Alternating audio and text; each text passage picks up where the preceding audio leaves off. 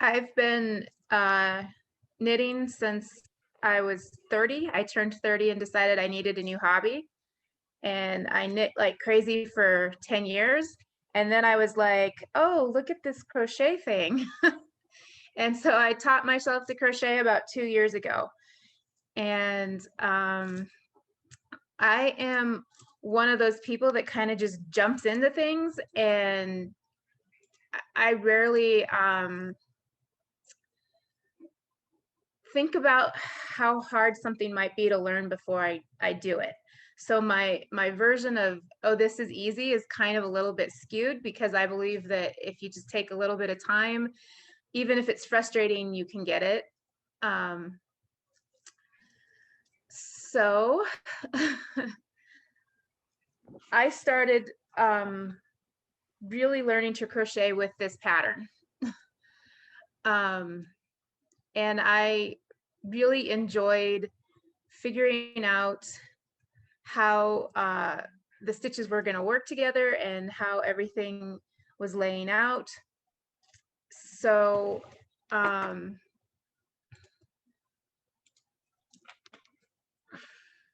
one of the reasons that I picked the Mandala Madness pattern to begin with is it is a free pattern, which is great, because when you're starting something new, it's the less investment you can put into something when you're trying it out is always good. But also they have a step-by-step video tutorial on YouTube. If you do a search for Mandala Madness, it will take you through the pattern step by step for the entire blanket. And I thought that was a really good thing, because I had no idea how to read a crochet pattern. So I was getting my pattern, which I use the Knit Companion app, which, if you've never heard of that, is a really amazing app that lets you, let's see if I can get it to show here. This way. Why is it? I'm learning with my camera. I'm sorry, guys. Which way is it going to be straight? Nope, this way. Okay. So you can't really see that very well, but the app has the ability to, this isn't working like I was hoping it would. Where did it go? Sorry. Has the ability to, let's try a screen share, because I actually have a picture of it.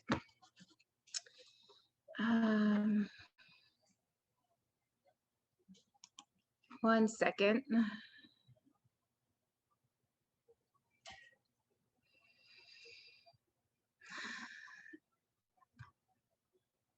No pictures.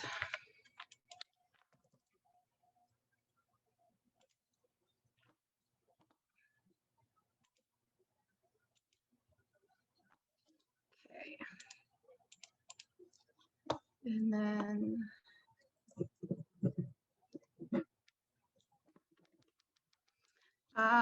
let's see. Screen share. This one. Okay, so this is the Knit Companion app. I got this probably like 10 years ago, and I use it like crazy. It has all of these row counters on the side, so you can pick your counter color and have it mean whatever you need it to mean. So if you're like increasing shoulders and you have a certain number of shoulders that rows you need to go before you add your increases or whatnot, you can link your counters, and it'll automatically reset to, like, if you're increasing every 3 rows, it'll tell you that you're starting over for your increase, as your other counter keeps track of your initial rows. It's got this little line here that scrolls up and down the page, so you can check out your your pattern and keep track of where you are in the charts. And then this blue line also slides back and forth across the page. You can add your links so that you can see all your key here. And it's just a really amazing app. It's free, knitcompanion.com. There is a paid version that's like $15 a year that has a few more bells and whistles, but to start out with, the free version works really well. And I highly recommend it with Mandala Madness because it's a pretty intricate design. And if it's really easy to get lost in the pattern, even if you're you know, a more experienced crocheter. I have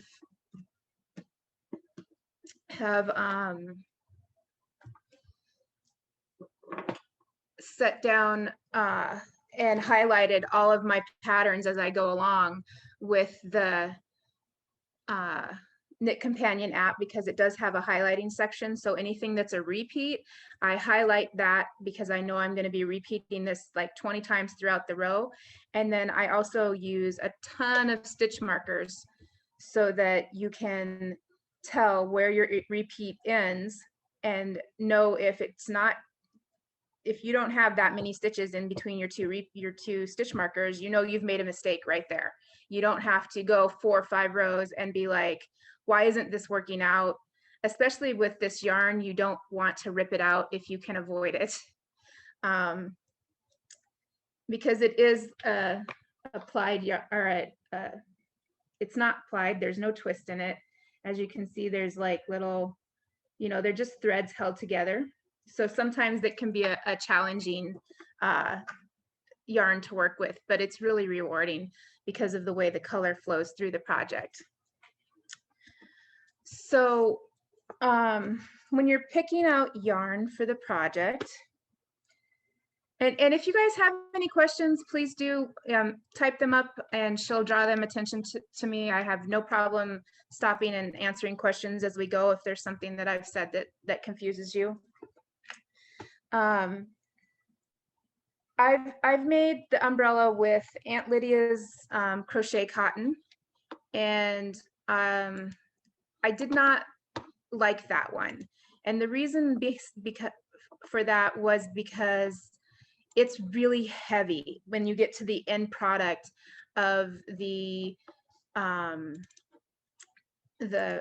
umbrella.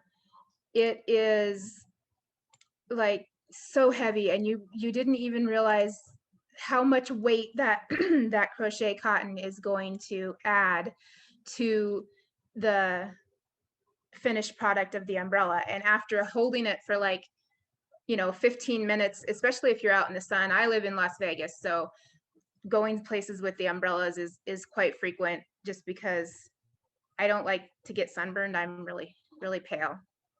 So like walking to the store, I would find that it was way too heavy to carry for a long period, which is why I started researching different kind of yarns that we could use versus the Aunt Lydia's, which is like one of the most popular crochet threads here. And this isn't the Aunt Lydia's one. And because it's not an ombre, I was able to control the color throughout completely. And I do have all of the notes for that. If you decide you want to make something similar where you're not using an ombre yarn, you're using your own colors, let me know. And it's on my Ravelry project pages, like everything. My nick there is Kyrie. You're welcome to friend me there. So yeah, it was really heavy, and that made me realize like this isn't a good long-term thing. So I started looking at different crochet threads and trying to decide how to bring down the weight. And what I found was that the hobby twister from Cotton Kings is much lighter. Like I would say probably less than half the weight of what the Aunt Lydia's or the Red Heart Crochet cotton ends up being. And so once I started using the hobby twisters, that's pretty much all I've used since then, because it was just so much lighter and worked out so much better. It is a little bit more expensive. But if you watch the hobby page, they do sales quite frequently. And you can you know, get on there and decide what you're going to get.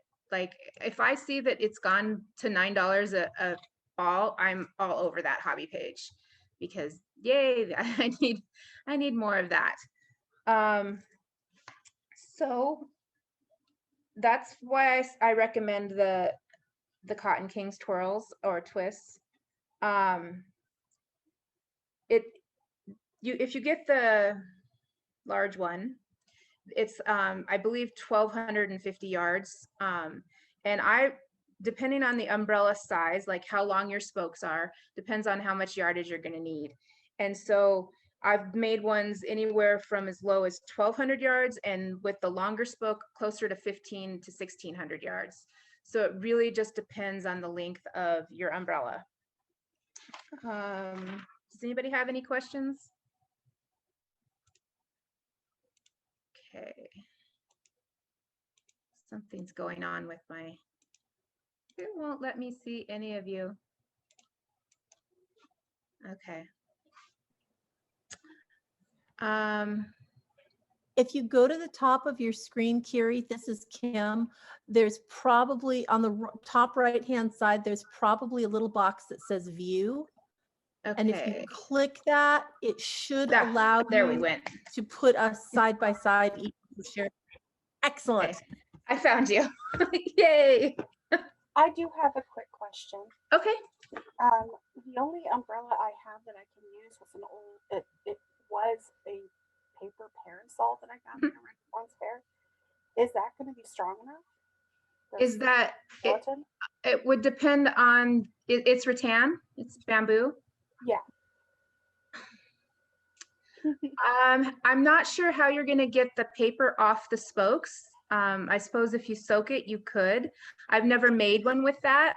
With the lighter hobby thread, I think it will be no problem at all. If you're going to try to use the Aunt Lydia's, it's going to be way too heavy and it's going to sag. That's kind of what I figured, or break altogether, because it's pretty heavy. And question, what weight of Aunt Lydia's did you use? 10. 10. If the other thing that I would be concerned about with that is that they glue those paper onto that kind of an umbrella. They glue the paper down on there. And with what we're doing, we're going to take the spokes of the umbrella. Let's see if I can get this to behave itself. We're going to take the spokes of the umbrella, and can you see how this comes off? Not really. Let me see. Where is the camera? There it is. So this is the little piece. There we go. There. This is the little piece that is attached to this spoke, right? And I just cut this off of the regular skin of the umbrella, and it's got a little hole here on the side that you can attach your umbrella to, and it pops right down on there. So that's would be where I'd be concerned with your rattan one, that there's not going to be a piece like that for you to attach it to. And I don't know how you'd glue it on there in a way that it's not going to get injured. It probably will crack and come off. It's a lot of work. Like, it's 150 hours the first time I did mine to get an umbrella skin. That's a lot of work. I would, like, my first umbrella frame I found at the dollar store. It was great. It was cheap. It was a good investment for the time. But the spokes of that umbrella are very, they're cheap, you know? So like if I for example, was walking down the camp aisle one day and accidentally didn't see a tent rope, and it caught the edge of my umbrella, and it bent that umbrella. And I was able to bend it back, but now I'm really aware that that spoke is really fragile, and I have to be really careful with that. I mean, I could easily take that skin back off that frame and put it onto a more sturdy frame. I just haven't, you know, so that's one of the things that you want to make sure of when you're getting your umbrella, that it's the spokes are a little more sturdy. You're not going to have to worry about it if you bump into something that it's going to, you know, fold in on itself, because that does affect the line of your skin at the end of the day. So let's see. I've used Knit Picks Curio, which is this one. This little umbrella is a doll umbrella that I made. And it, let's see.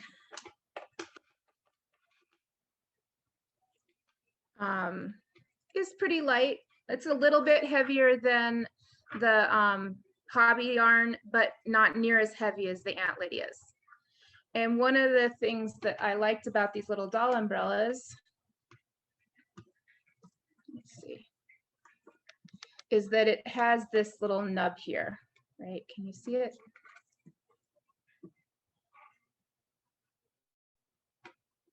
This little nub right here, and it screws right off. So if you're at the store and you can look at your umbrella and you can find one that screws right off, that's awesome, because it'll work really well. It'll just take your umbrella and it'll come straight off, right? This one won't come off. I glued it down. But you do want to look at that when you're looking at the umbrellas, because a lot of these that are shaped like this are like metal warped in there. They won't come off. That they're there for good. So that's one of the things that you want to check when you're looking for your umbrellas. These are little doll umbrellas that I got off of Amazon. They're for the American Girl dolls, and I think they're like, it says on there like 18-inch umbrellas. The spokes, it depends on the umbrella you buy. So let me screen share with you. Here.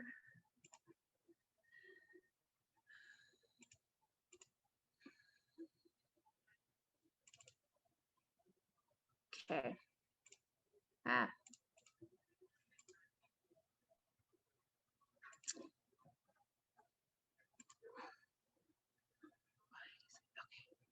So this is the doll umbrella that I originally got.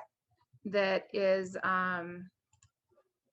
you know, so it gives you the dimensions, which is one of the things that I liked about getting them on Amazon. You had the dimensions beforehand, and you would be able to look at it and be like, okay, that's how much I need for that one. Or this is the one I tend to buy all the time now. I like this one because it's got a 48-inch dome, and the spokes are going to be around 30 inches if you're looking at this here. So it gives you all the measurements that you need to start beforehand, which is a lot less work when you're not fighting with it to figure out how to you know, measure it the way they want. Like this Padoga umbrella looks beautiful, but the skin of this umbrella is what is holding the curve of this out, right? So the doll umbrella. You're just seeing what? The doll umbrella. Oh, okay, let me see. Let me see.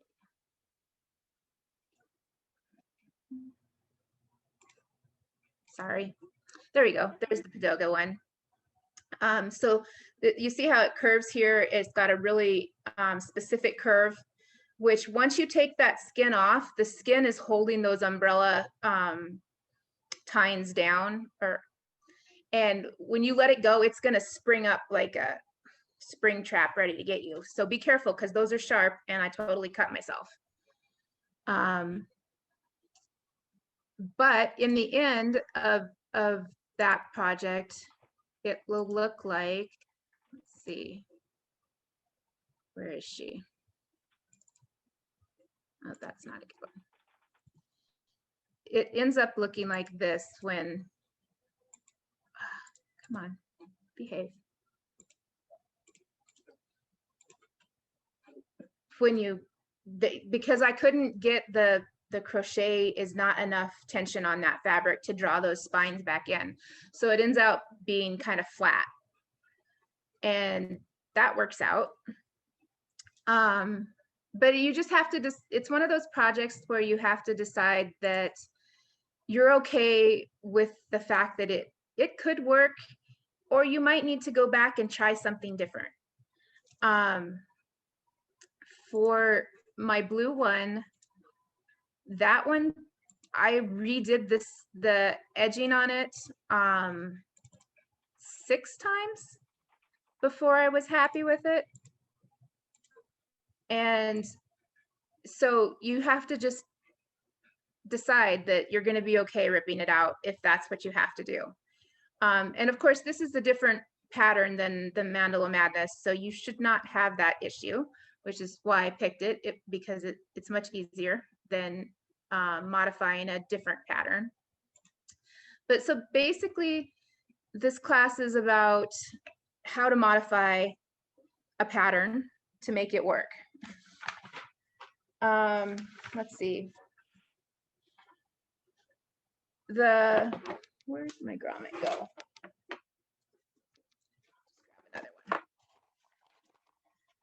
The grommets look like so.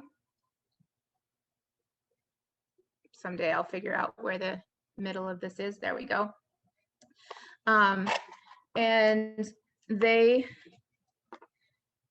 will fit, let's see.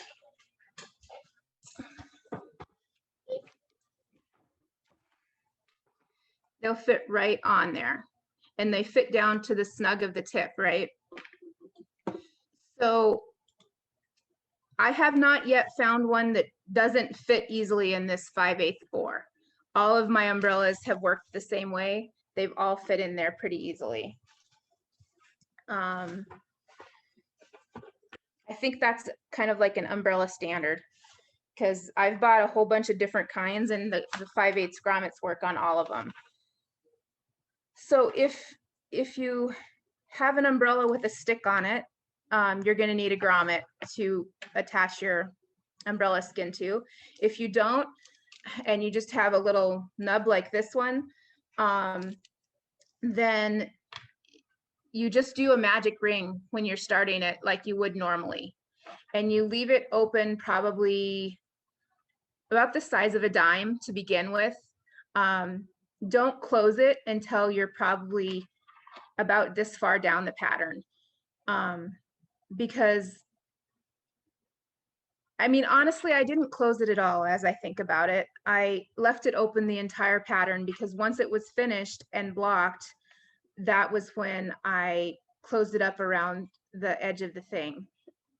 So, you know, just leave that open, but leave a really long tail so that you don't have to worry about your magic loop coming undone, because that would really suck if all of your work started unraveling from the middle. Let's see.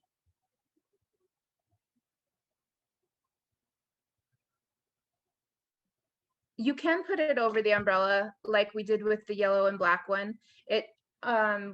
And the reason I did that was because it was so heavy, I thought it would sag if I didn't. It just depends what your final look is and what you decide you want the final look to be. Let's see.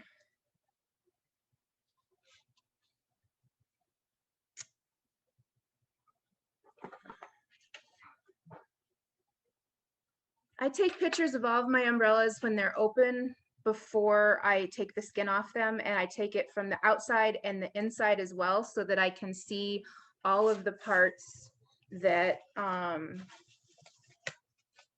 like where they're all attached. Let's see if I can show you on this one.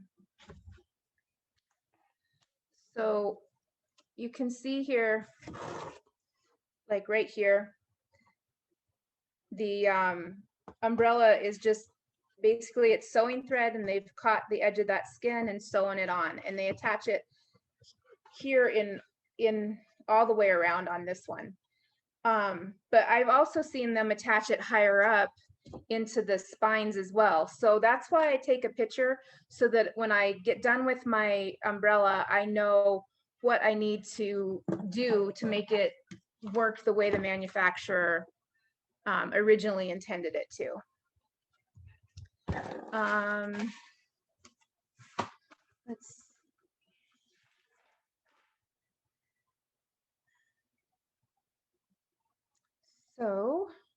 Let's go over the Mandala Madness.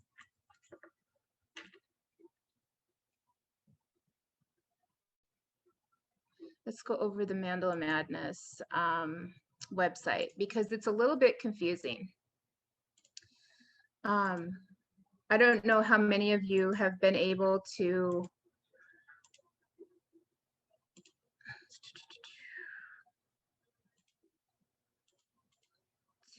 download the pattern yet, but this is the pattern. It was originally a crochet along, so one piece came out every week, and it has like 19 parts, I think, but we're only using parts 1 through 9. So if you go to the very top of this page, it says the final Mandala Madness, select options. Let's see, are you guys still seeing all, can you see the new page? Yes. Okay, so it'll tell you to choose an option, and you can choose US terms or UK terms, or whatever language you choose to work in. And then you just hit add to basket, and it will, and see it's zero money because it's free. Or you can choose just to download the parts that you want over here. And when you go to that part 1, if you scroll down, she has the Mandala Madness part 1 video up there as well. And so you can find the videos there if you'd like as well. You don't need an account to get a pattern, I don't think, but if you do, it's free to become a member. There's no charge for that. So don't worry about having to pay for anything off her site if you choose not to. She does like a $2 a week, or I mean a month kind of thing to support herself as an artist. So I do subscribe to her. But I think that is pretty much it for the pre stuff.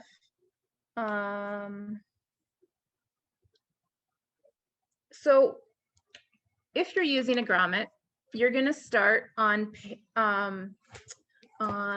row 2, because you don't all of the first row will be lost inside of this grommet if you do row 1. So we start on row 2. You do a magic loop. Is everybody familiar with magic ring cast on? Yes. And then I'm not. No, none no. of us, many of us aren't. okay, let me go back. There are many videos on how to do magic ring, but I'll show you the way I do it. There are 2 versions. You can loop it twice or loop it once, but when I'm doing umbrellas, I always just do it once, because I found that looping it twice causes my yarn to break, and I can't draw it tight and cinch it up, because that's what the magic ring is allowing you to do. So you hold the tail by your thumb. You're gonna cross it so that you see the cross there.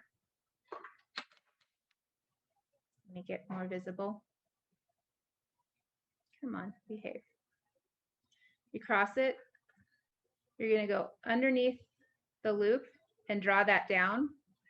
And then I turn it to the side and pull that little loop up. So it looks like that. No, you can't really tell, like that. Okay. However you hold your yarn. You draw the loop down and you're gonna do one chain, and that doesn't count towards anything in your loop, right?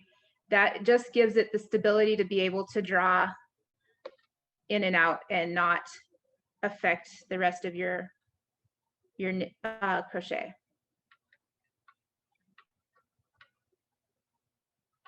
And there are probably a ton more better videos out there. And then you're going to chain 3 because we're starting a double crochet. So I always mark the end of my chain 3 because that's where we're going to go into when we are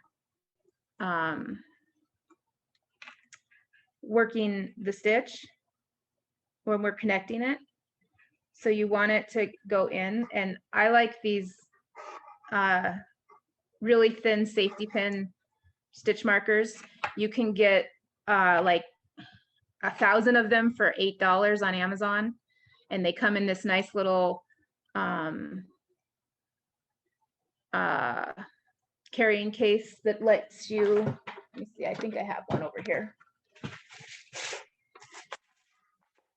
And so they have all these different colors in it, and it can go everywhere. It locks so it won't spill. It's amazing. This one is a 2 double crochets and then chain 2 7 times. So that's the first row. And I always hold at the base of the stitch because it helps keep the tension and it helps keep the threads from splitting. And when I'm working this yarn, like normally I would only turn it halfway and pull through, but I found that if you do that, you tend to lose a thread here, or catch a thread and cause it to show everywhere. So I always go down and all the way through. Don't worry about whether or not your magic ring, I'm holding it down here with my fingers to keep tension. Don't worry about it if it gets big, that's fine. We're gonna shore it up in just a little bit anyway. So just go around here 7 times.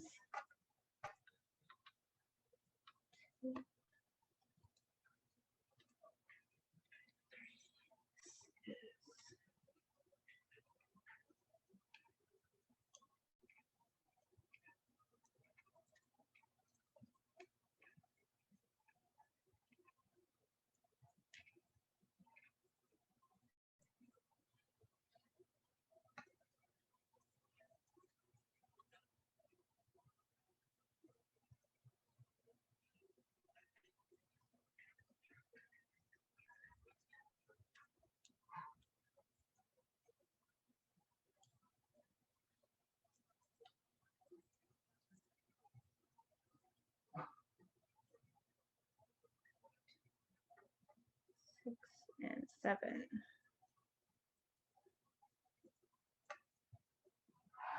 Now the video, the lady that you're crocheting with, she makes this look so smooth and easy. She's much better at it than I am. So we do the last chain 2. And then because we're going to be tugging it around, I just put a marker through that chain 2. And you want to kind of bring this down beforehand into about the size of a quarter. And you're going to move the stitches around it as you go. because it's easier to do this before you get them on the grommet than after.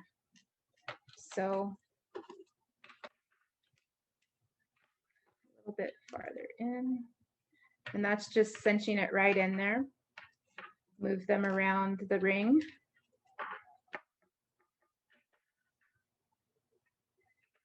And you just kind of tug it into place on the ring.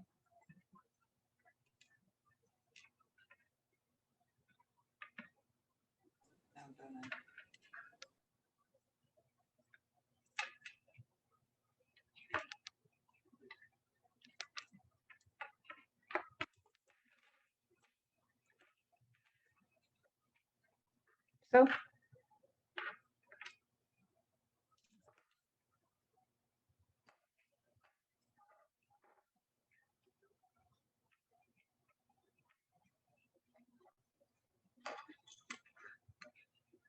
catch that one and a slip stitch, maybe. There we go. And that's pretty much it. I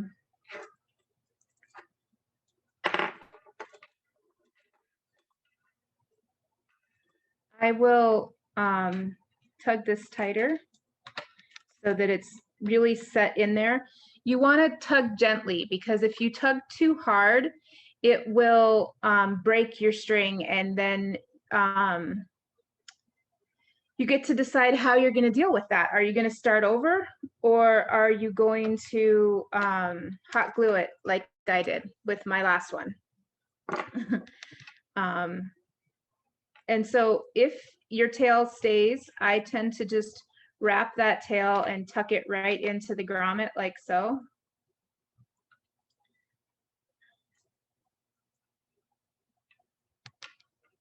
Until it's all the way tucked in there. And I'll snip that part off later. Or if I can get it all the way tucked in, tuck it all the way in. But that's basically how you start. If you have a grommet, you're going to skip row 3 and go straight to row 4, because we don't have the first initial row that they put row 3 into, and you don't need it for row 4.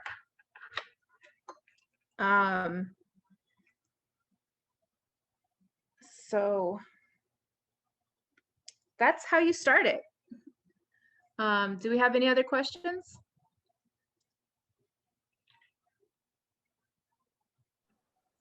Okay, I hate to be this person, but I'm totally lost. Okay. Which part did you get lost at? Can you give us the Make- pattern again? Because you said pull the loop through and then chain 3, and then it was like, Magic? Yeah, that's kind of where I got lost. Okay, no problem. I'm going to use different thread so that we can maybe see it better.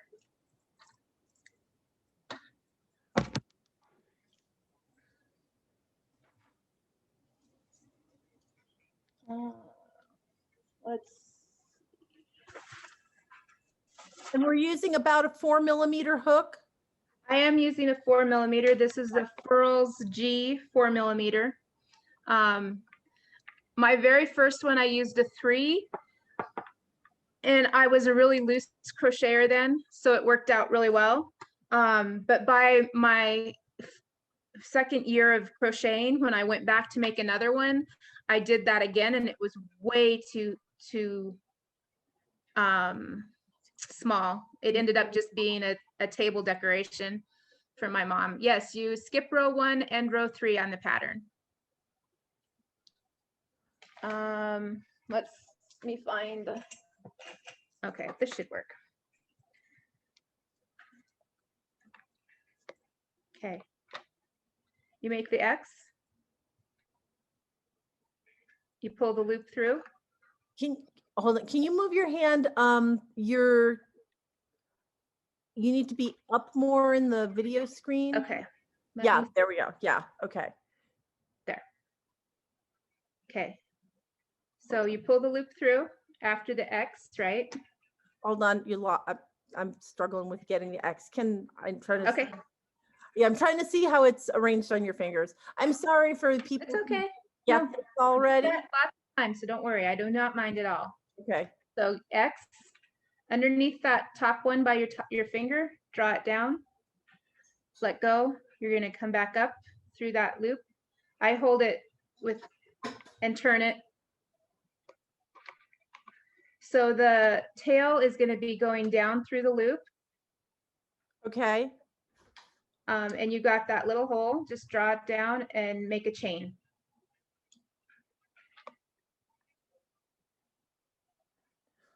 And then you chain 3. The first chain does not count.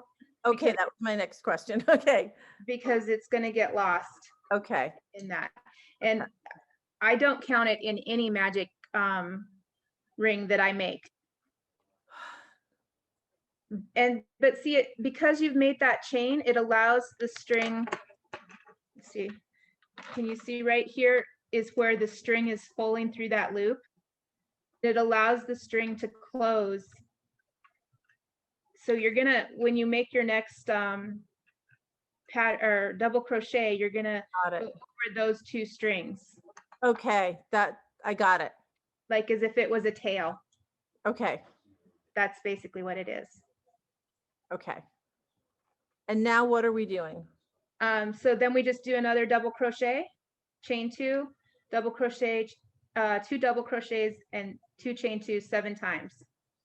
Can you show me a double crochet? I can do things with the crochet hook, but I don't know the names of them. So I actually have to see what you're doing with your hook to know what I should name things that. Okay. So you're gonna yarn over, go through and yarn over again. That Okay. when you have 3 loops on the hook, that's called a double crochet. Okay. Anybody else's screen flashing, or is just that my computer? I think my that's computer. I think it's just you. I'm Okay. not getting flashing. Good. And are we pulling through all of the knots at the same time? Pull through 2 and then pull through 2 again for a double crochet. Pull through once, yarn over, pull through again.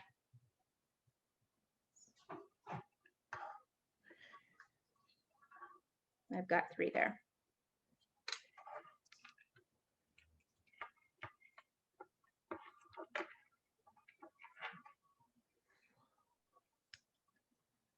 So you're just going to repeat that 7 times around.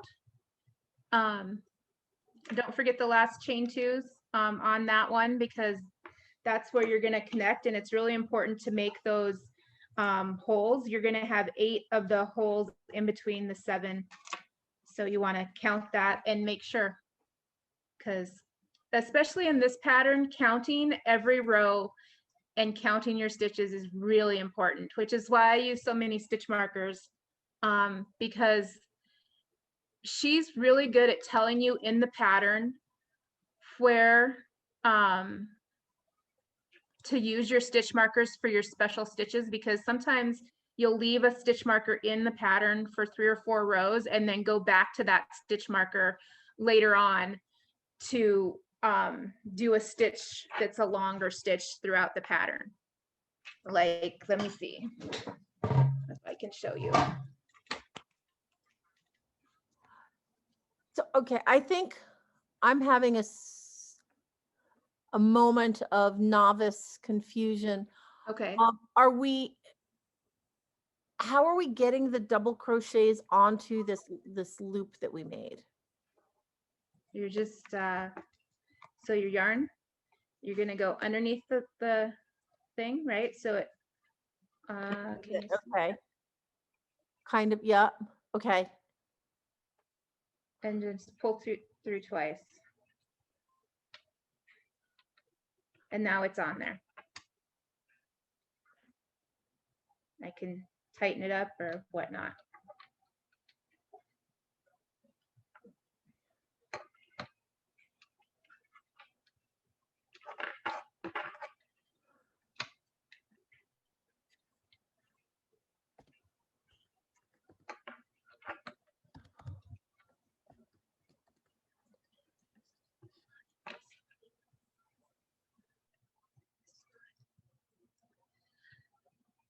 You are blocking it on the umbrella, yes. And so when you get to about, I'd say 2 inches to the end of the spines, that's when I start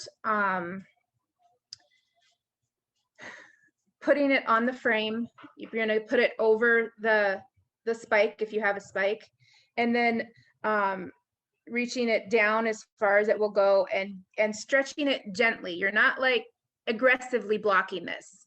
You're gonna stretch it gently. And then when you do that, you wanna open the umbrella really slowly, because if you just let it open up fast, especially all these new ones are like spring loaded and they snap open in your face. If you do that, it could catch on something, and it could either bend the umbrella's legs, or it could rip the fabric that you've just made. So always open it slowly, even after it's finished, because I found that sometimes the little nubs that you use to hold it onto the frame don't stay when it's folded down. It's fine when it's open, but when it's folded down, they have enough of loosened tension to slip off. So you always want to make sure that all of your little caps are on the ends of the umbrella spines before you open it, and in the right order. Let's see.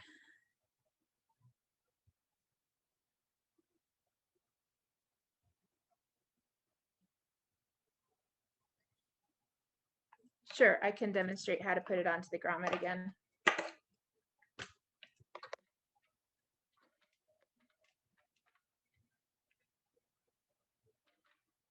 I hope. Once you've tugged all of that in there, sometimes it's harder to get it out, I'll be honest.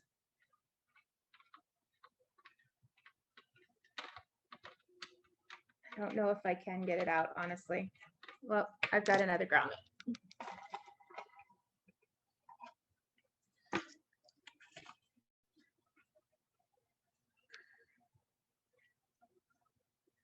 Let's use this one and see if we can get it to work.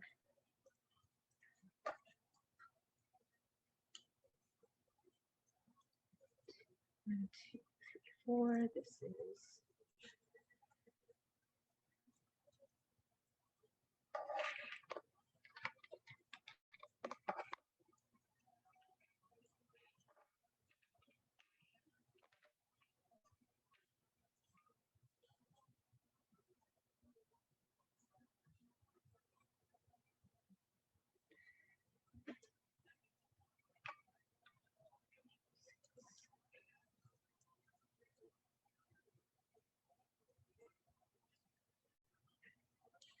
So when you're going around the magic loop, make sure you always go over that second string.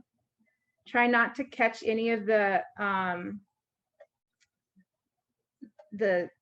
plies in your crochet, because you're going to want to be able to move that smoothly through your magic loop. And if you've caught a ply, it will definitely let you know, because it won't move. Okay, so you bring it down till it's about the size of a quarter, right about where it will fit over the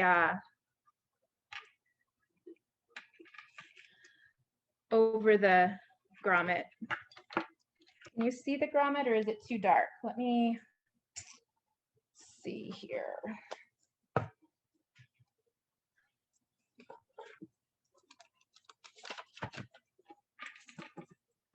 So there's the grommet. Put it down over the grommet. You just tug that, and you're going to tug these around before you even try to tighten it. This yarn might be too big to go into that groove.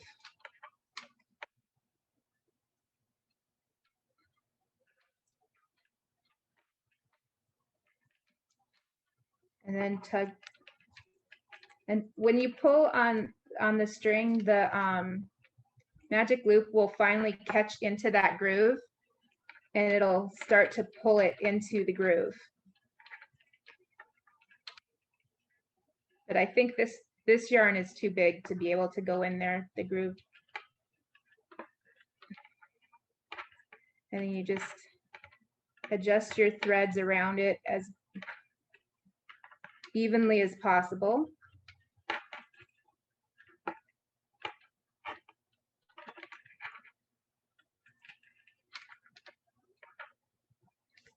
And attach it like so.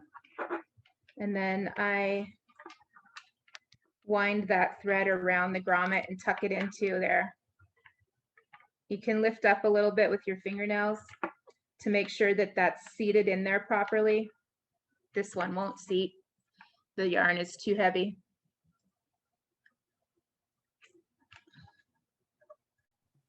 Thank you. That was very useful.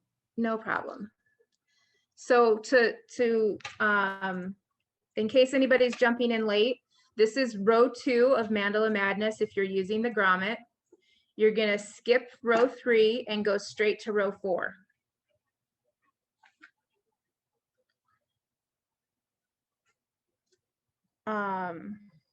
Anybody have any questions?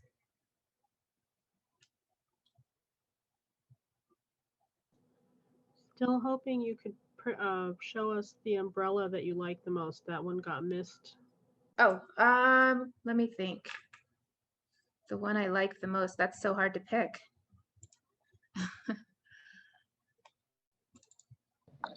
I think the one I like the most, Kyrie, is the one you did for Sonia. The one that oh, for Sonia? Yeah, that one is beautiful. But I think the one I like the most is the one I did for Benica. I meant to Let's purchase. screen share that one.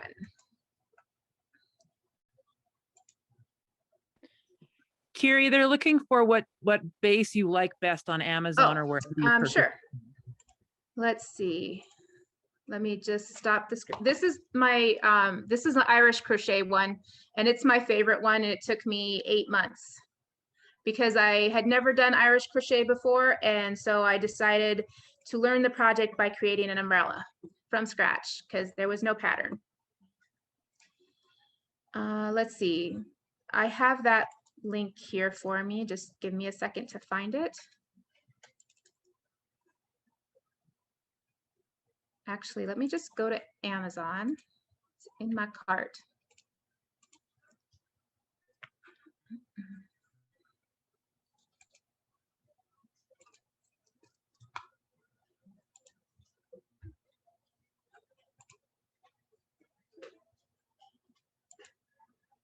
Oh, that's the other thing I almost forgot.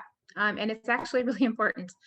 When you're ordering your umbrella, you want to count your spines because they are not always all 8 or 6. You can get up anywhere from 10 to 12 spines on your umbrella. Like the Padoga one has, let's see, 1, 2, 3, 4, 5, 6, 7. Has 17 spines on it. So when you are doing that, you want to count your umbrella spines. And usually I do that by bringing up the photo of the umbrella open, and then you can just count them around. It's the easiest way to do it. And like for Mandala Madness, it's an 8-star pattern on the umbrella itself. So if you want your star tips to line up with your umbrella spines, then that's something you need to take into account when you buy your umbrella. If you don't care, then you don't care, and you get what you get, you know, when you get to that point and you realize, oh, it doesn't match up, which happens because I did, let's see, where is it? I did this one and I did not realize that they came in different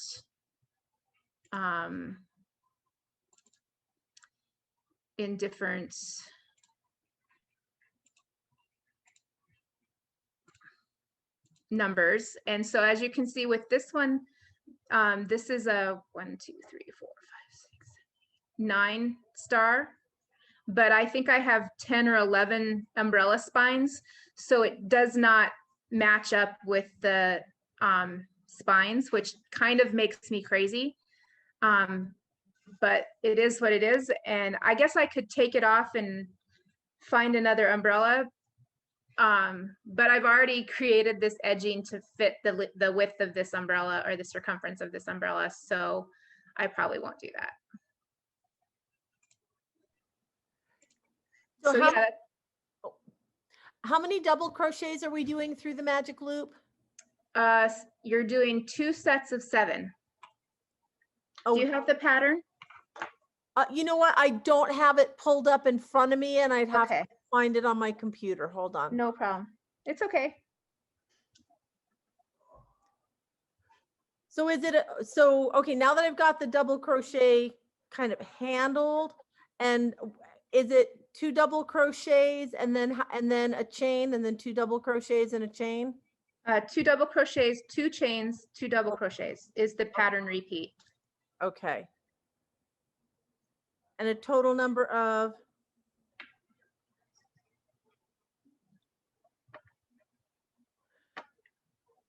You know what? You're right. They're not counting, she's not counting the first double crochet in the repeat. So it's 7 more times after that. Okay. Okay. So when you go around, I do have 8 here. 1, 2, 3, 4, 5, 6, 7, or there should be 8. Okay. There should be 8 of these. 1, 2, 3, 4, 5, 6. This would be 7. So yeah, I need 1 more. It should be 8. Okay. Thank you for catching that, because I would really suck to mess everyone up right away. No, I just didn't. Wish I could say I had caught it. I just didn't read the pattern. Alicia caught it. Okay.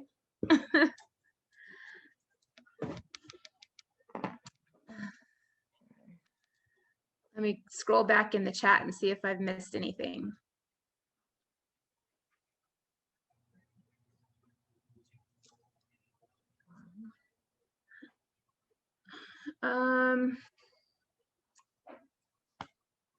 So I have, let me talk about the different patterns that I've used. I've used the Nina pattern from, what's her name? That's not the right one. Where am I? Let me see. From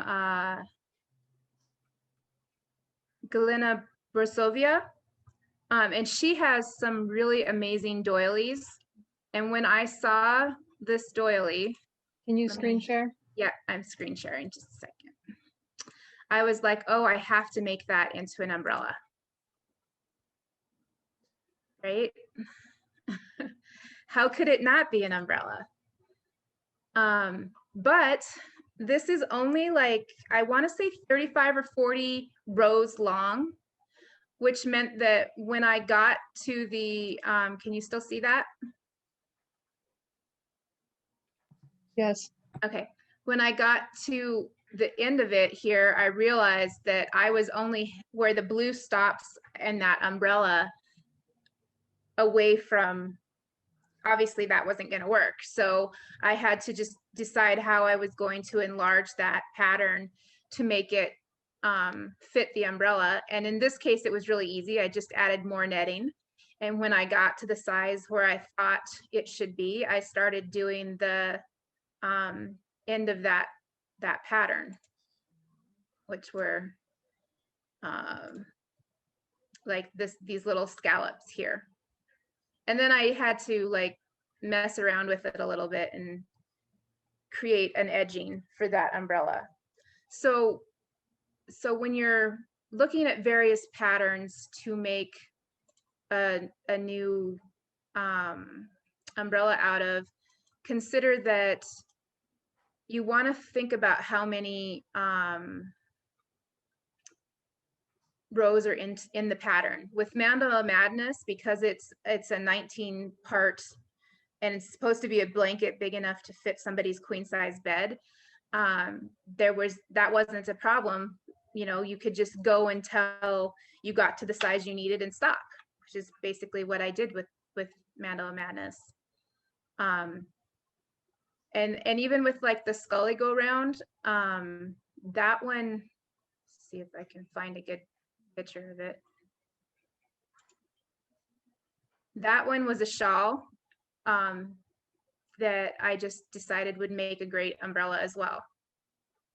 And then you put little details into it because everybody needs little skull danglies on their shawls, right? Yep. This one's knit. And I used a bubble umbrella for it. It's plastic, so you can look right through it. However, it's super, super heavy. It was heavy beforehand, and then it was one of the very first ones I ever experimented with. And I would not recommend that bubble umbrella. It was just so heavy that it didn't make it feasible. And the skin itself was pretty light because it was just crocheted, or I mean knitted. But it was heavy. I wouldn't recommend that umbrella.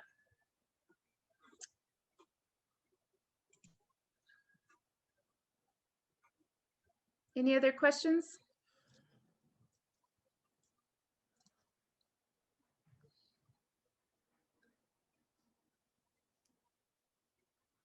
No? Let me go over my notes real quick and see if I've missed anything. Counting stitches, counting stitches. Right? Let's see. If you're not used to working with this yarn, one of the things that people do are they put a small, like a seed bead on here or some kind of small bead to help keep the thread together so that it doesn't separate.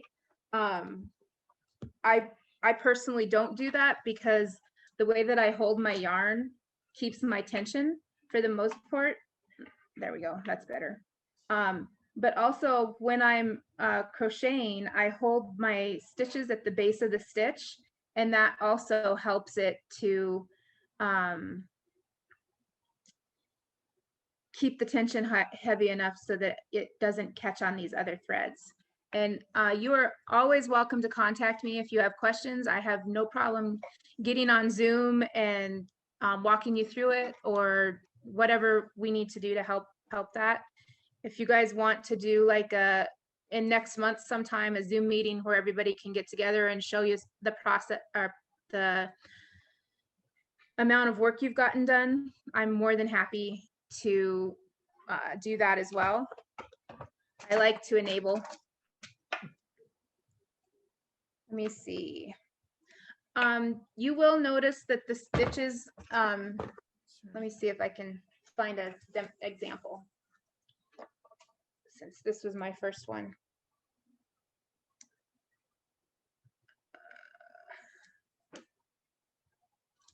Okay, so like right here, the stitch, I lost a loop, right? Can you see that? Probably not, because it's such a thin little thing. This umbrella is like 4 years old now, I think, so it's held up pretty good for the wear and tear that I've given it. The stitches have not started snagging, which I was kind of concerned about. Like this piece right here is obviously something that was, can you see it? There it goes. That was something that happened when I was crocheting it. It's not something that happened prior, because this was my first try. So I was not as attentive to going back and fixing those at the time. Now I go back and fix every one when I see it immediately. Have you ever tried rayon weaving yarn? I have not tried that. But I'd love to hear how it goes for you.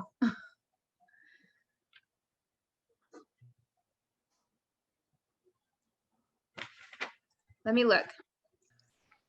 I'm just hoping it won't be too heavy in the end, because it might be heavier than what you're using. Yeah. But I have some really cool colors.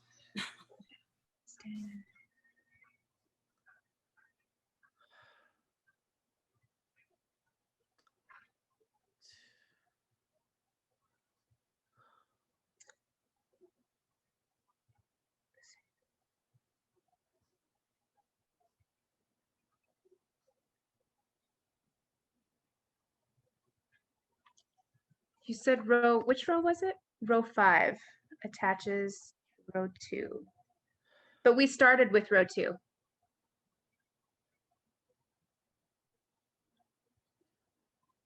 Oh, I see what you're saying. Sorry. You cut and well, it depends on how you're doing it because she's changing colors.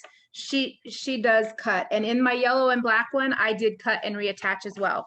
However, in the ombres, I slip stitched to the beginning row, and I try to slip stitch into only the front loop, which is, I lost my crochet hook somewhere.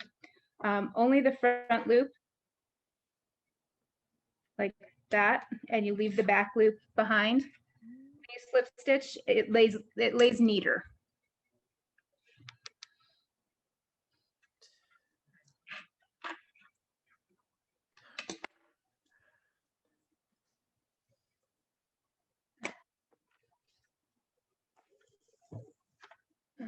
Let's see.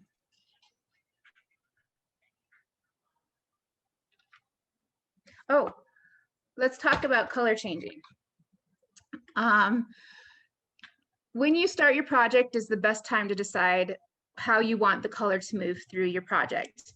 The blue and black umbrella was done with one whole skein of twirls, starting with the blue and moving all the way through to the black. And in my head, I thought that I was going to have enough to just do one skein and make the whole umbrella. But I did not. So I had to reevaluate how I saw my umbrella because I wanted it to just be blue to black, right? But I didn't have enough of the yardage for that because I didn't plan it out properly. And so I ended up starting with the black on the second skein and moving down to the blue. But if you want to do like one full ombre, what you do is you crochet until you get to the first color change where they've taken one thread and snipped it and knotted on a second thread, and you stop there, and then you go to your other skein and you work all through that blue yarn until you get to the one skein that has a black attached to it, and you continue on to the second black yarn, and then you stop there and go back to the first skein, and so that you're always working with the same amount of strings that have changed color. Does that make sense? Yes, you can. Just leave the magic ring loose and give yourself an extra tail so that there's no chance at all of it coming free.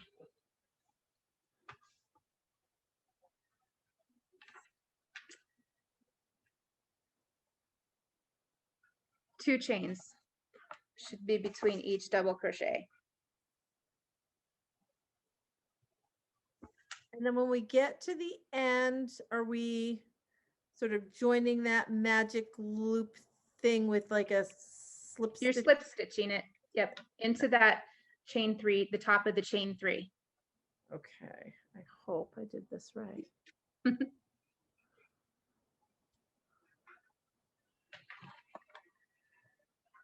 1, 2, 3, 4,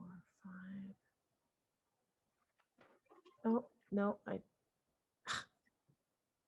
too soon. Too soon. I do that all the time.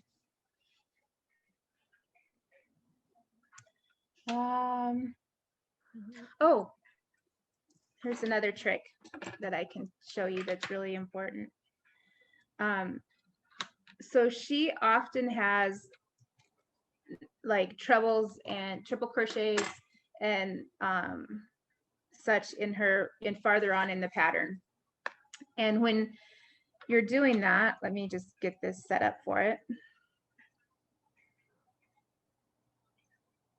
So if we're doing a triple, or I mean, a triple is is where you have 3 loops on the stitch to start with, or on the hook to start with. You're going to go in and hold it at the base of the stitch immediately.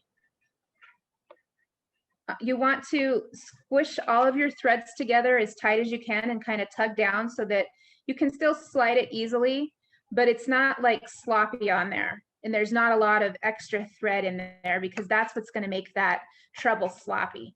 So you yarn over, hold the base and pull down. Hold the base, move your fingers up to that where you just did it. So you're at the base of that next, yarn over and pull through, right? Now, as you can see, maybe, there is the, that loop of yarn that's going from your last stitch to this. And if you just yarn over and pulled through that last one like you normally would, this long stitch can get really long and messy compared to all of the neat stitches before it, right? So the trick is to pull your stitches up a little bit, only go through one, hold on to that one. You're going to just slip your crochet hook underneath that thread and put the other loop back on your hook. So now you have 3 again. And because we're not adding any extra length, we're just taking up the slack of that yarn. You pull through all 3 stitches, and it neatens up that last crochet so that it's not any longer than the stitches before it. Any questions?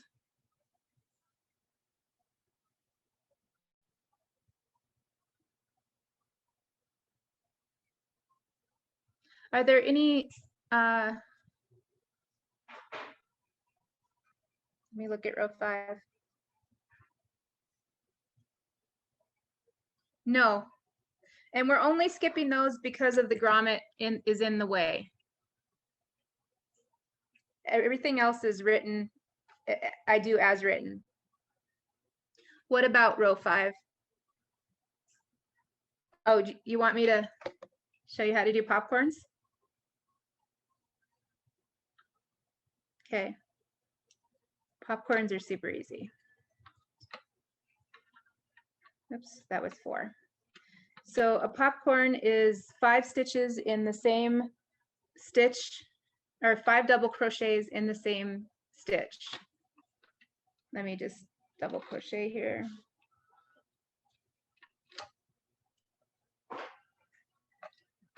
That's 2.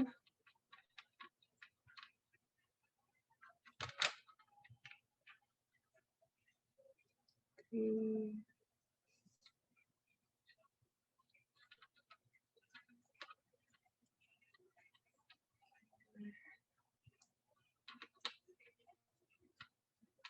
This is 5. Pull your thread out. You're gonna go back to this first chain 3. It'll only be a chain 3 when you first start. As you're going through, it'll be a double crochet.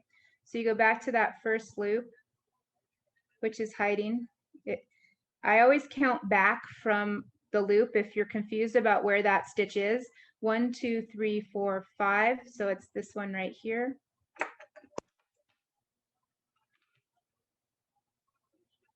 It's not going to open up. Let's try this. Sometimes those chain stitches are a little bit tight. So if you take your stitch marker and just wiggle it in that stitch a little bit, sometimes it'll slip in more easily.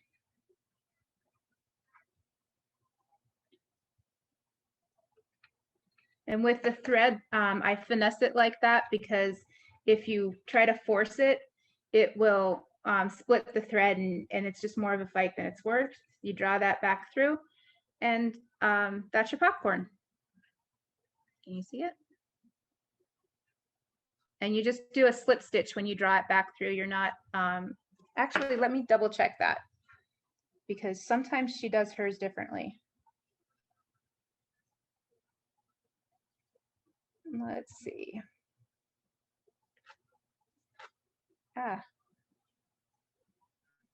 Come on, behave.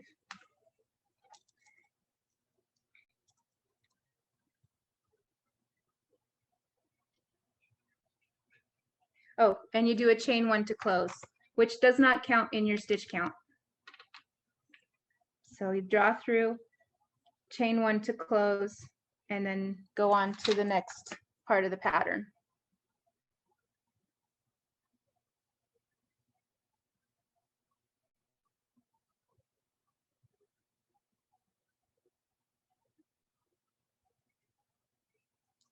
Did that help?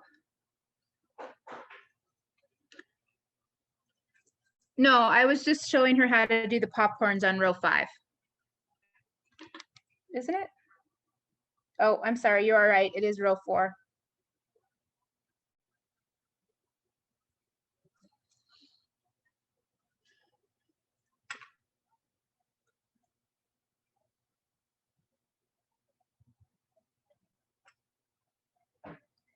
If you're, let's see.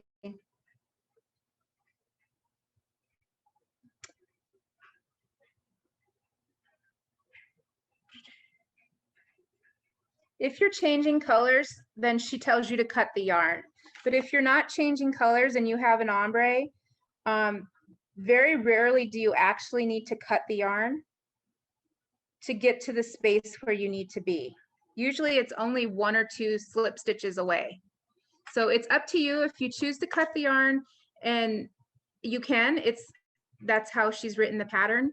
But not everybody does, and I didn't. I slip stitched to the next area where I was starting and just kept going because I didn't want to weave in all those ends.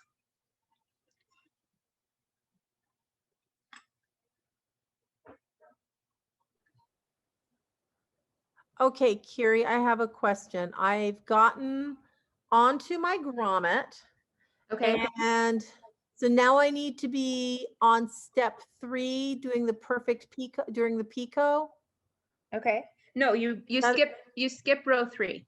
Okay, okay. Because So we didn't do row 1, so there's no stitches to attach that to. Okay, so we're just going into making the popcorns. Let me double check before I say that, but yes, that is the answer. 1, 2, 3, 4, 5, 6, 7, 8 popcorns. Okay, I think I can do this.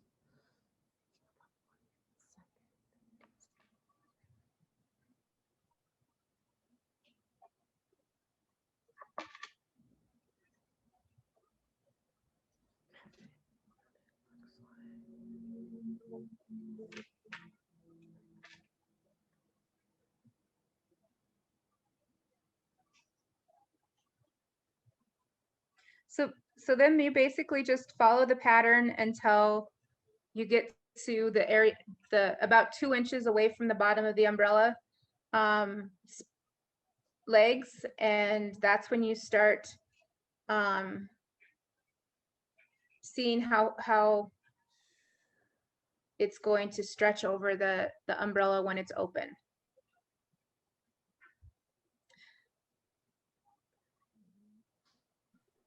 Where can we get the notes on your color changes for the yellow and black one? Because I kind of want to try it like that. If you go to Ravelry and type in Kyrie for find a friend, you'll find me there, and I've tagged it under umbrellas. Okay. Thanks. You're welcome.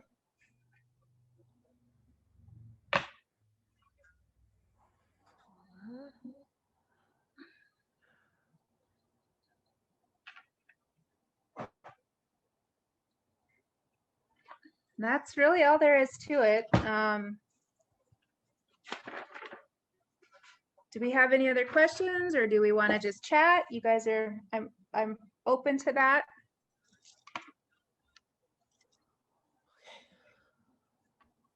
Can you explain the what is it? Let me read it again. It says to slip stitch into the base of the shell at the back of your work in row 6. Okay. Does that mean like underneath all of the stitches that you did? Because I'm assuming that is saying the 7 triple crochets is their shell stitch or whatever. Hook from a loop and then So when you're looking at her pattern, you see that it says R5. That is telling you to go to the 5th picture, and it shows you exactly where she's attaching that. So yes, into the base of the shell stitching. All right. Well, they don't call. I thought it was round 5. It was referring to. No, yeah, I know. She isn't from the UK, and so sometimes she has little things that are a little bit different, but that's one of the tricks of reading her patterns.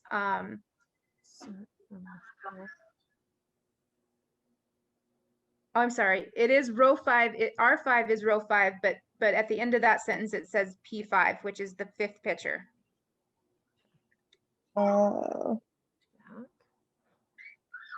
If you downloaded the picture version, because there's both the picture and the one without pictures if you want less. I did the one without pictures. I found the picture one to be really helpful because she has, like, as you can see, pictures of where everything needs to be. And I'm really visual learner.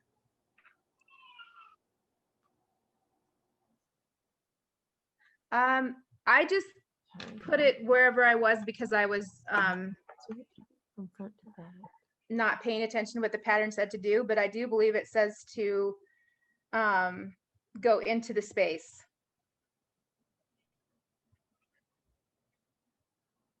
I was just demonstrating the popcorn.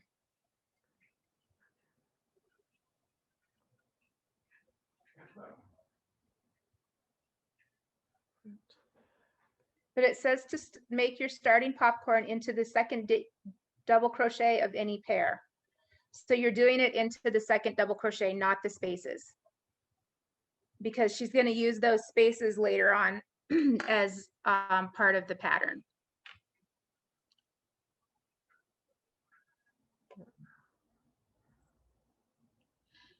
You're going to do sections 1 through 9 of the pattern.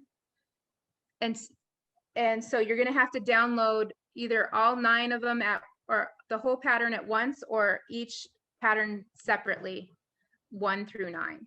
Does that answer your question? I'm not getting the popcorn.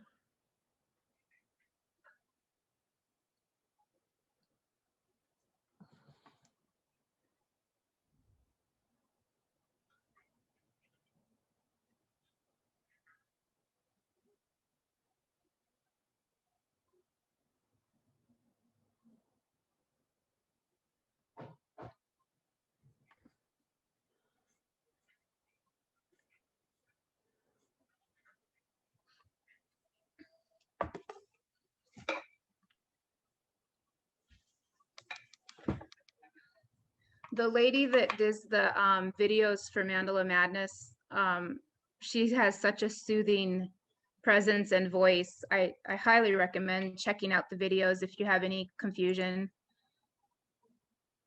Okay, so on the popcorns, when you've done your 5 double crochets, and then it talks about taking the hook off the working loop and going back, you're not going into the like chain at the top, you're going into the double crochet itself. I'll show you. Okay, hold on, I gotta switch from. Okay, so you've got your 5 double crochets, right? Yep, yep. You're going to go into the top of the 5th double crochet from the loop. So Going back. Okay. Yeah. 1, 2, 3, 4, 5. Okay.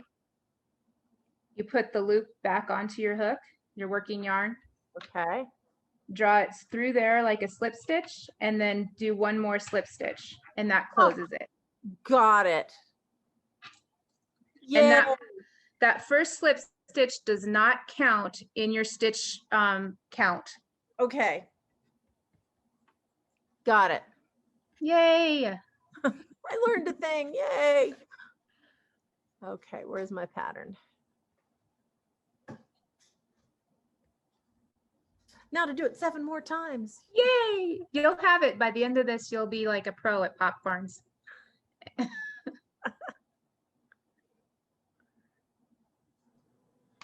So you said that you get to 2 inches away and then I don't understand what you're supposed to do after that. Okay. Let me see. Let me find an umbrella I can demonstrate on. So actually, where's the little one? That'll probably work better. Where did it go? It's hiding from me. So we'll use this one. So your umbrella skin, let's see. Will this work?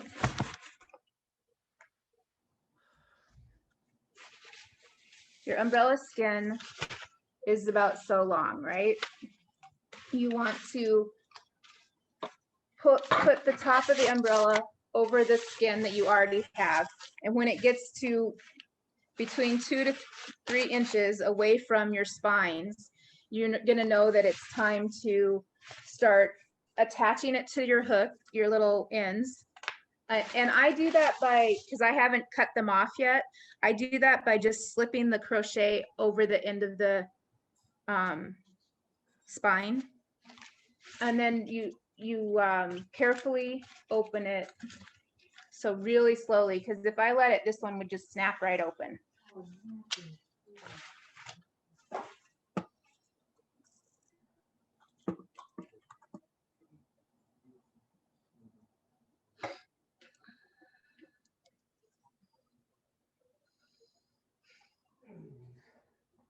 Did that make sense?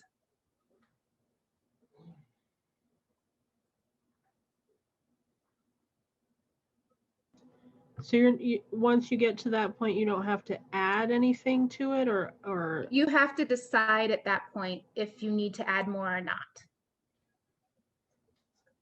It's always better to start a little early and be like, okay, this is close, but I'm not there yet, than to go like 4 hours past the point where you should have stopped and have to rip all that work back. So you're just at that point gauging how far you are to the end.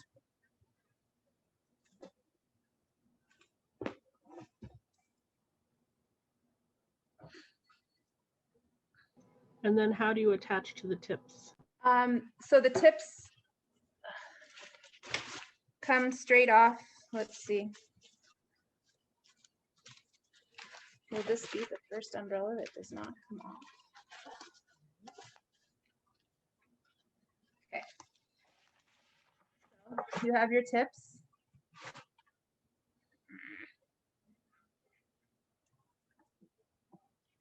There we go.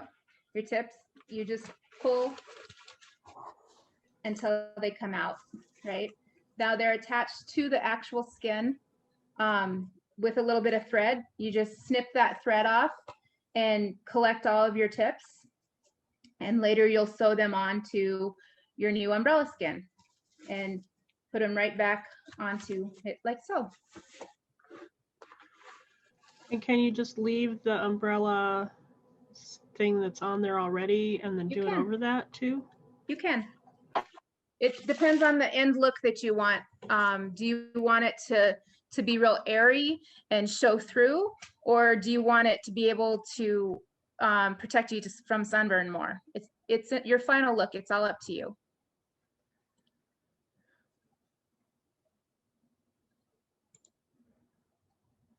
So like this one has, oops, that's the wrong place, has the umbrella skin underneath it still, because with the ruffle added onto it, I didn't think I could get the ruffle to lay the way that I wanted to if I took it off. I thought that it would flop down in an unattractive way that would make me mad, and I spent too much time making the skin to not like the end product, so I left that skin on. So it all just comes down to what you want your final look to be.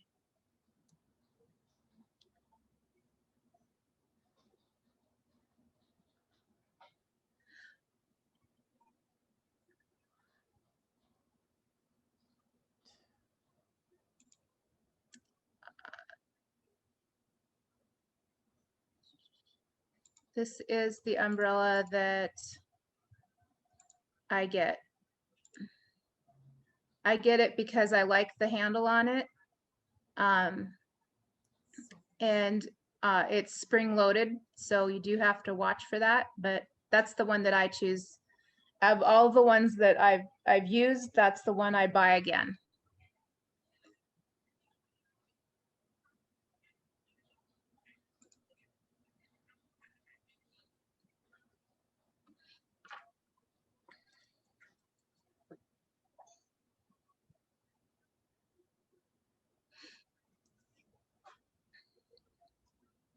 Any other questions?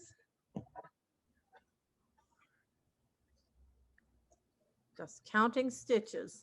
Okay, so kind of to recap, you want to make sure that the design of your doily matches the number of spines that you have around your umbrella.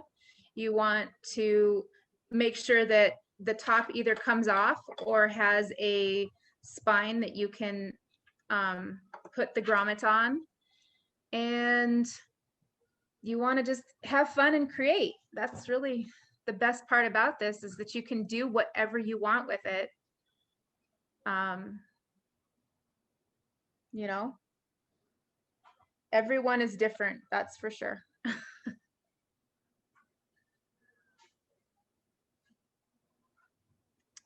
And my Ravelry page does have quite a few notes on the process. When I was making them, I tend to keep notes fairly decently most of the time. But especially that yellow and black one has the color changes and everything written down row for row. And you have to ignore the purple and pink one. That was like, I was too excited to wait for yarn, and the colors are hideous. I don't claim it at all.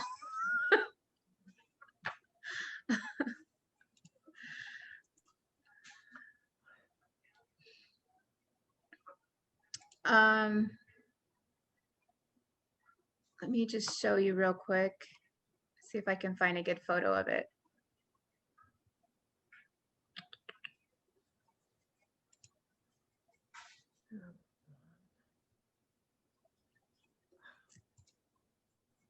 Here we go. In this, the Scully Go Round one,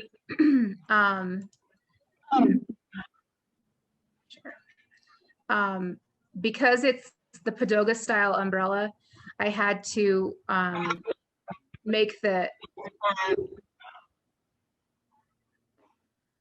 I think I started at like 36 around in that one. Let me see. I'm pretty sure I wrote it down. I had 32 stitches to go around the the rubber loop on that one. And I had some problems with that umbrella just because I couldn't get it to lay the way that the pattern said that it should. And so I ended up working backwards, which I put in my notes. I don't know if they fixed that or if there was something wrong with the way I was understanding it. Either option is totally possible.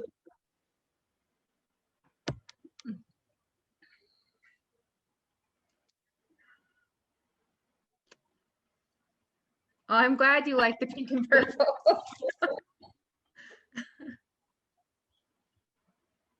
I don't understand your question, Martha.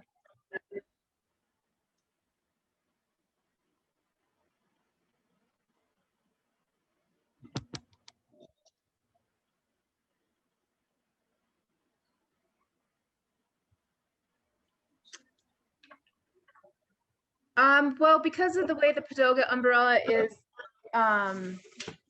made, it will be pointed. That's just the way the umbrella frame is created. So let me see if I can show you. I have one here.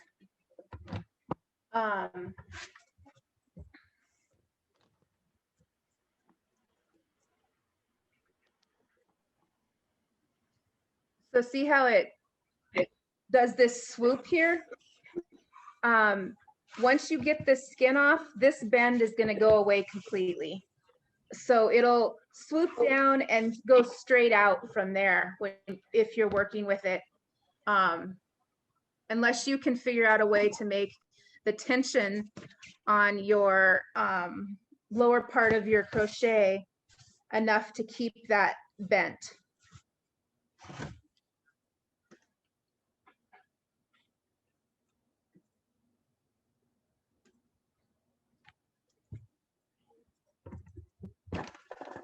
And yeah, the pattern can definitely be put on a normal umbrella.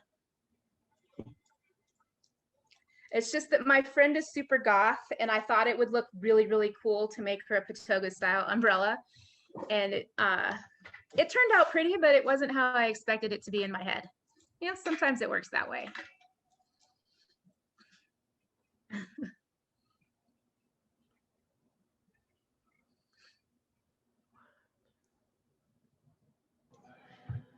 Somebody wanted to know if you can do it on the kind that fold.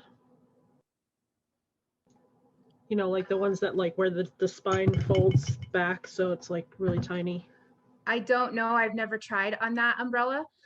I would, if you were going to do that, I would leave the skin on the umbrella because I would be concerned that the joint that folds in and out would catch the threads of the new skin and possibly rip it or something like that. But you could totally experiment and see.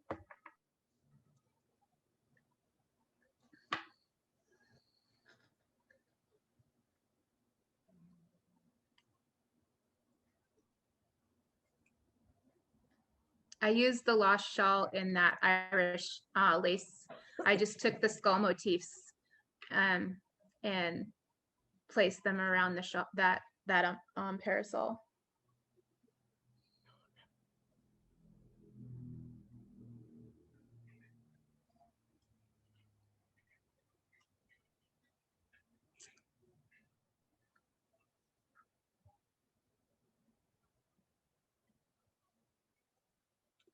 I don't know. I've never worked with one of those, so that would be a learning experience as well.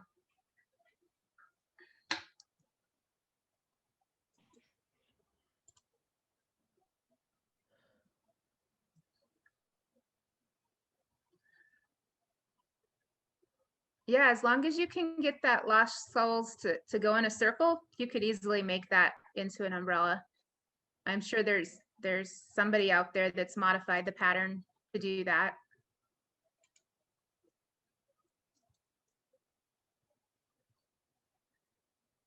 So do you guys want to do like a knit along some point next month to show what work we've done, or?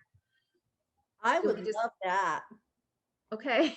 I don't know about anybody else, but I know that it would help keep me motivated, because for me, like reading the crochet pattern and formally doing something that, you know, where I've done things but I don't know the name for them, will keep me working on this and keep me progressing. Right. We definitely want that. I'm definitely interested in. And I assume I'd be happy to run it for you. Just Okay. tell me when. And I've got a Zoom account too, so we could do my Zoom account if we needed to. Let me look at my calendar really quick, because Yeah, but if you want to do it for more than 40 minutes, I don't, you know, whatever. we need like 101, right? I've got that's what I've got for the station. That's why I'm doing this. Yeah. Let's see.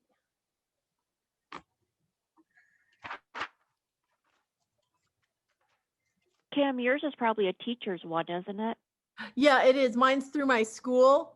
So I've got the one that'll exceed 40 minutes too, because I teach block classes. Well, let's do March 6th. That way it's on the same day. Does that work for you, Susan? Yeah, I just need to check my schedule, but I'm Okay. pretty sure it's all right. You know what? That one won't work for me because it's the one fundraiser that my fine arts department is allowed to do per year. Okay. And well, oh God, how will it? Well, geez, you know what? I don't know if that'll work for me or not. Our fundraiser is via Zoom, and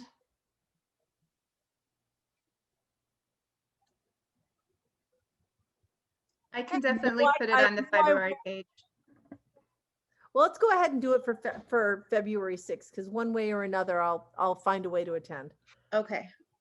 Do you know what time your Zoom thing usually is? You know what? It's usually an evening performance, and well, in the past, getting ready for the evening fundraiser has taken up my entire Saturday, but it's not a live performance with live art, etc. So I don't know that my day is going to be consumed as it would in the past, which is actually kind of a delightful thought. May I Okay. suggest Sunday just to be sure? Yeah, let's do Sunday. I don't have a problem with that. Sunday the 7th. That way you'll have something to at celebrate. Yes. 1 p.m. We'll keep the time the same. Okay, we're good. I'm good. Hey, I'm good too. Awesome. And I'll put it on the February page and create a new event so that anybody that wants to come and can do that. Anybody that wants to friend me on Facebook so you can message me whenever you need help, feel free to do that. How do you start row 5? Let me look at the pattern again. Come on, little popcorn. Why am I suddenly?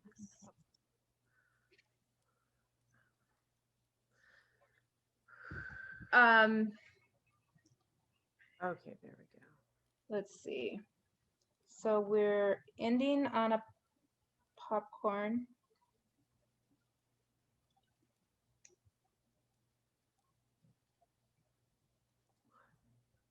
Well, I just do it.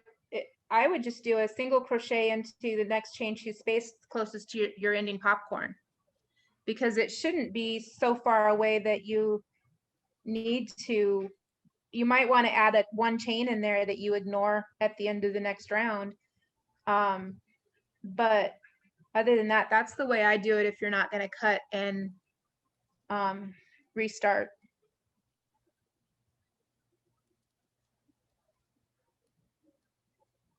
Yeah, I had to cut. I couldn't figure out how to get down there without cutting.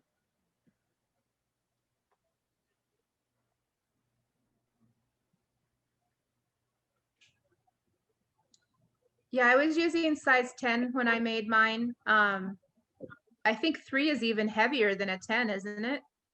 Yeah, I would go down to 20. If And you're trying I've to never. get- Where do you get size 20, Aunt Lydia's? I got it off of the Lion Brand website, I believe, or Red Heart website from the distributor. Okay. Okay. Because I've never 'Cause I seen it couldn't in the wild. Yeah, I couldn't find it either. But I did end up getting No. like 8 gains of the Aunt Lydia size 20, and it would probably work, but take 200 hours more. Probably. Yeah, if you're using Aunt Lydia's or Curio from Knit Picks, you don't need to do 4 strands. That's just the hobby yarn that does that naturally when it comes to you. Just do 1 strand.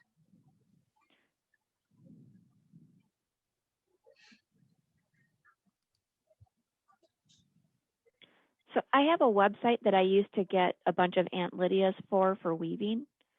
It's knitting-warehouse.com. And hopefully they're still open. It looks like their website's still working. And they've got a ton of colors. At least they did in the 10. I'm not sure about the 20. 20 might be a little bit more. It's hard to I really like Sweet Treats by Sheeples, which I think you can get at ilovecrochet.com.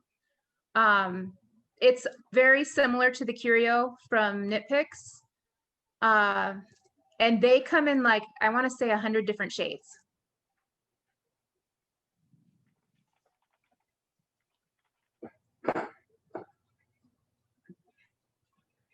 But when I made the yellow and black one of the things that I would have changed about that one is that I used 2 yellow yarns that were, I thought of a different enough variants that you would be able to tell the difference. But once I put them onto the umbrella, it was really clear that they were not different enough. And so after that, I made sure that those two never went together again. But so just be aware of that when you're planning out your colors. You want to have a good enough contrast that it makes the work worth it.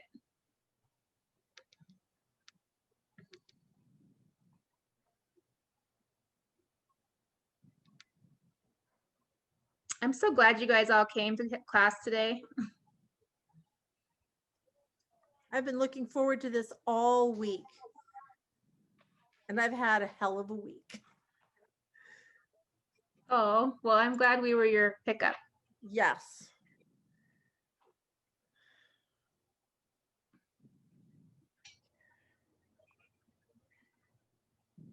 I think really that's it.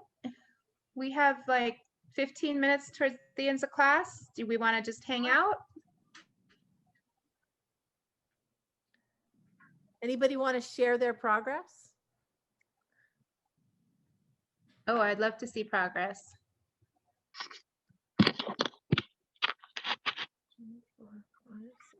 I'm on my 7th. Okay, I'm gonna share because I'm a new formal crochet. Oh, you got your grommet in. And Yay. I have one more popcorn to go. I just finished my I am so proud of you guys. I love it. This is impressive. I'm waiting. But the wrong kind. Hard to see the black. I got the little spotlight on it. But... I would never have even attempted something like this if it hadn't been for like your words of encouragement and assurance even before the February event started. It would never have occurred to me that this would be something within my realm of, you know, possibility of doing, even though I've been doing other fiber arts for years and years and years, and, you know, can do stuff with the crochet hook. I've just never known what it's, I mean, I've never followed an actual pattern before. You said that your first one was 150 hours. Do you know what you've gotten it down to? Between 70 and 80 hours, depending on how much my kids are in the way. I have 3 kids, and at that point, 2 of them were living at home. Now I'm down to 1.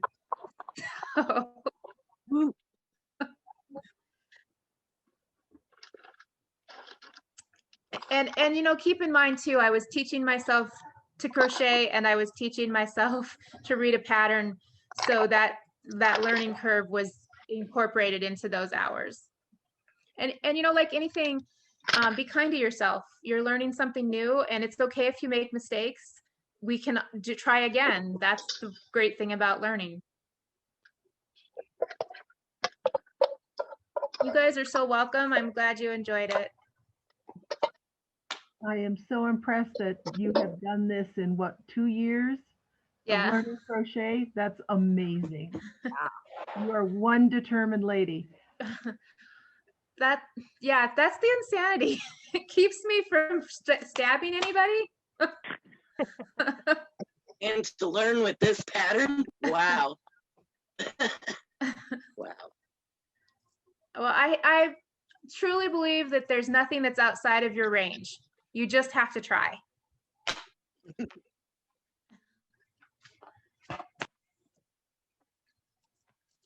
Now, whether it's outside of your range of patience, that might be a different matter. Well, that's why you set it down and walk away for a little bit, and you know, come back at it the next day. Or I have one project that's been in timeout for 8 years. Like, I keep saying that when I'm not angry, when I look at it, I will ladder it back and do knitting surgery and fix it, because it's silk and it has like 5,000 beads in it. But it had 500 stitches on the circular needles when I stood up to walk away, and I didn't realize it was caught to my pants, and it was a netting kind of pattern that we were doing. So by the time I realized it was following me, I was 50 stitches off the needles and 5 rows dropped down, and it still makes me angry just thinking about it. you know, I don't think I'll ever go back to that one, but you never know. It's still there waiting for me. Okay, well, this little guy needs a brolly. He's a Doctor Who bear. Definitely. Aw. And he needs a little blue. He had one and it broke. I kept the handle with the little question mark, as is appropriate for the character.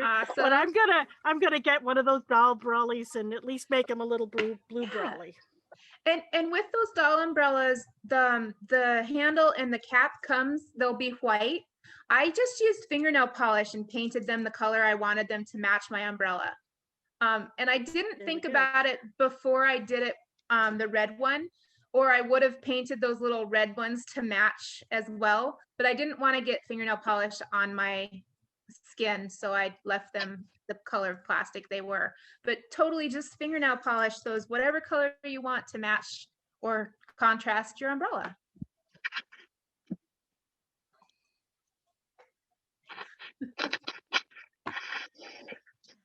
Okay, well, I better get to editing because I wanted to cut the beginning and put a title on it. Once we're done. And I just want to reiterate that this is a adaptation of how to change patterns to create what you'd like. I'm not taking credit for anyone's patterns out there. They all have their copyrights and all of that.